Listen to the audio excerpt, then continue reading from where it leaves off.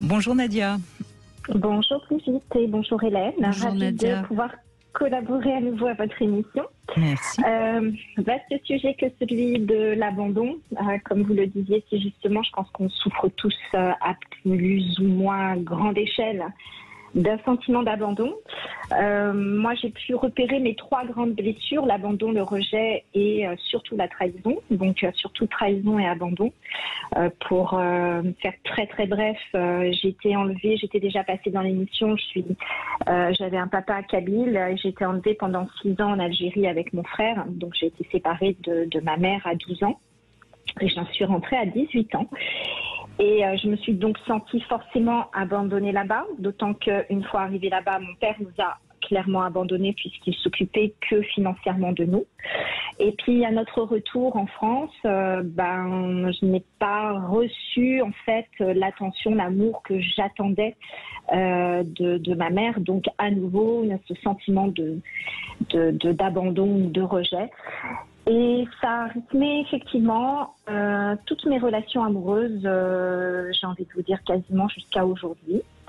Aujourd'hui, j'ai 53 ans.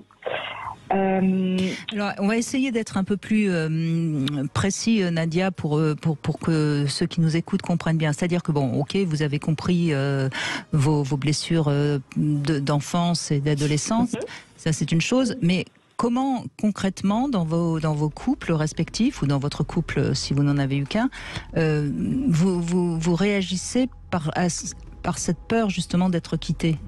Alors, ça se traduisait comme le témoignage précédent de Julie, je crois qu'elle s'appelait Julie. Je ne savais pas dire non. Je me modelais finalement à ce qu'attendait l'autre. J'avais une grande peur d'être trompée et donc abandonnée. Donc une soumission, Une forme de soumission parce que j'ai quand même beaucoup de caractère et donc forcément à un moment donné mon naturel reprenait le dessus. Ouais. Donc il y avait cette bagarre en moi entre me soumettre, mais clairement celui qui a été le père de mes enfants avec qui je suis restée 17 ans, j'ai clairement choisi au bout de 4 ans de relation d'être soumise. De le laisser prendre entre guillemets la main et de temps en temps je me rebellais, puis bon, j'ai fini par le quitter au bout de 17 ans, mais je le laissais quand même prendre le dessus et ça pouvait se traduire par du coup de la soumission, de dire oui alors que je criais non à l'intérieur, etc.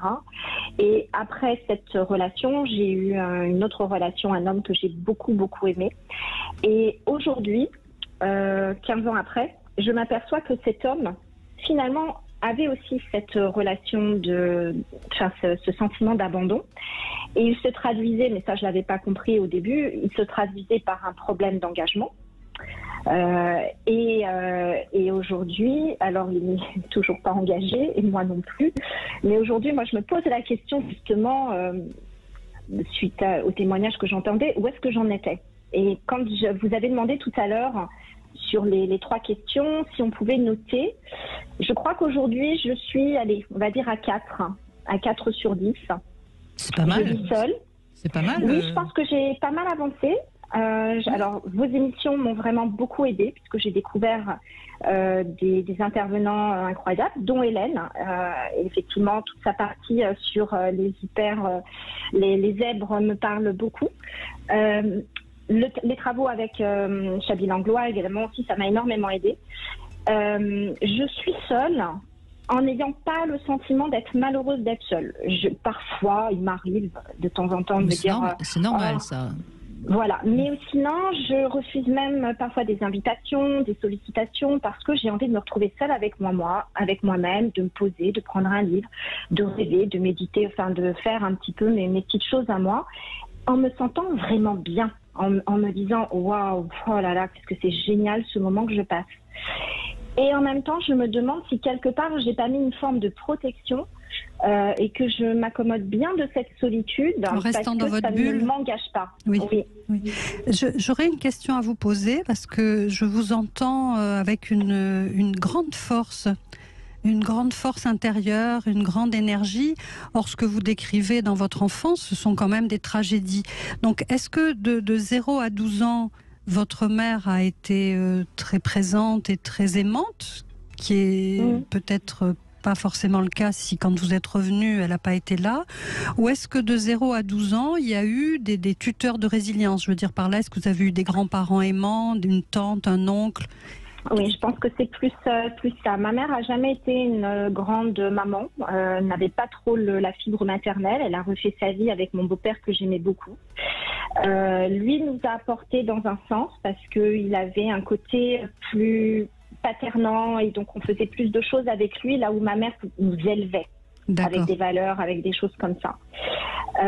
Et donc ce beau-père, vous l'avez rencontré, vous aviez quel âge? J'avais quasiment 7 ans, de 6 à 12. D'accord. Donc il a quand même été là, oui. D'accord. Oui. Parce qu'on sent qu'il y a forcément eu quelqu'un qui vous a ouvert à l'affection, à la tendresse, enfin, qui vous a donné une petite force pour ensuite que vous puissiez en faire une grande. Oui, alors oui, je pense qu'effectivement il nous a apporté cette petite part et après honnêtement je me suis quand même beaucoup construite toute seule grâce à des modèles qui faisaient pas partie de ma famille, mais bon, je suis quelqu'un d'assez curieux et Julie parlait de Boris Cyrulnik, mais moi c'est quelqu'un que j'admire et je crois que j'ai écouté toutes ses conférences, lu tous ses livres, des choses comme ça, donc je pense peut-être aussi un trait de caractère. Oui. Je pense que vous les avez lus, mais plus tard. Moi, ce que je voulais dire, c'est que dans la petite enfance, quand on a réussi à se sortir de choses graves, comme cet enlèvement qui est quand même énorme, et ensuite pour être abandonné. Donc, c'est dans la petite enfance où il y a des personnes comme ça qui vont vous aider à développer de la tendresse, de l'affection et vous donner un petit peu des bases solides pour pouvoir arriver aujourd'hui à lire ces livres et à vous questionner et à avancer. Je crois que c'est important d'ailleurs, excusez-moi Nadia, je vous redonne la parole dans un instant, je crois que c'est important de bien comprendre que dans la prime enfance, c'est parfois un instituteur, c'est parfois même un animal, c'est parfois la nature, c'est parfois... Mais il y a quand même beaucoup de choses qui permettent de tenir debout et je crois que c'est vraiment important qu'on l'entende parce que sinon on a toujours un peu tendance à penser que sous prétexte qu'on a eu en effet des parents un peu défaillants, on ne peut pas retrouver une force intérieure. L'enfant a quand même, c'est de la pâte à modeler, quoi. Il est quand même capable de s'appuyer sur des choses qui sont parfois, ça peut même être de la lecture, ça peut être, c'est très vaste. Voilà. Oui, alors c'est vrai que là-bas, je pouvais lire un livre par jour tellement je n'avais rien d'autre à faire. J'avais mon frère aussi, nous étions enlevés à 2, donc on était tous les 2. Et j'ai eu aussi une amie que j'ai retrouvée il y a 2 ans. Une amie là-bas qui m'a beaucoup aidée, qui passait des lettres en cachette, qui venait me voir, qui m'apportait des devoirs, des choses comme ça. Qui aussi, quelqu'un avec beaucoup de force et de caractère et des parents adorables, qui m'a été d'un grand soutien et je pense que ça m'a apporté. Je sais que je me souviens, parce qu'il y a beaucoup de choses que j'ai oubliées, mais je sais que je me souviens que j'avais tenu le coup pendant 6 ans grâce à elle et 2-3 filles aussi, avec qui je pouvais rire, faire des bêtises, plaisanter, des choses comme ça. C'était ma soupape. Le lien n'était pas totalement coupé entre 12 ans et 17 ans, ou 18 ans, oui. Oui, et en rentrant, j'étais mal en point, parce que je m'attendais quand même à un bel accueil, etc., ce qui n'a pas été le cas, parce que ma mère était plus préoccupée par des choses d'ordre factuel. Et 2 ans après, j'ai quand même fait 2 tentatives de suicide. Donc, je pense, malgré tout, malgré mon histoire qui s'est pas terminée pas très bien avec mon ex-mari, je pense aussi, mais ça, je sais que je l'ai construit. Je me suis construit une bulle de protection en construisant ma famille avec mon ex-mari, en intégrant sa famille. Et d'ailleurs, quand on s'est séparés, ils m'ont tourné le dos, ça a été aussi une grande douleur. Mais j'ai construit cette bulle de protection. Et je savais que si un jour je me séparais, mon passé, mes fragilités allaient ressurgir. C'est exactement ce qui s'est passé. Donc il a fallu que je refasse un travail de 38 à maintenant. Et ça, c'est intéressant ce que vous dites, Nadia, parce que c'est ça aussi qu'il faut peut-être entendre aujourd'hui, c'est que si on se met dans un couple pour justement se faire une petite bulle pour éviter sa peur de l'abandon, eh ben on n'est pas à l'abri. Au contraire. Au contraire, parce qu'en effet, un couple, on le sait, surtout aujourd'hui, ça peut malheureusement être éphémère. Merci beaucoup, Nadia, Merci, en tout cas, Nadia. de ce témoignage.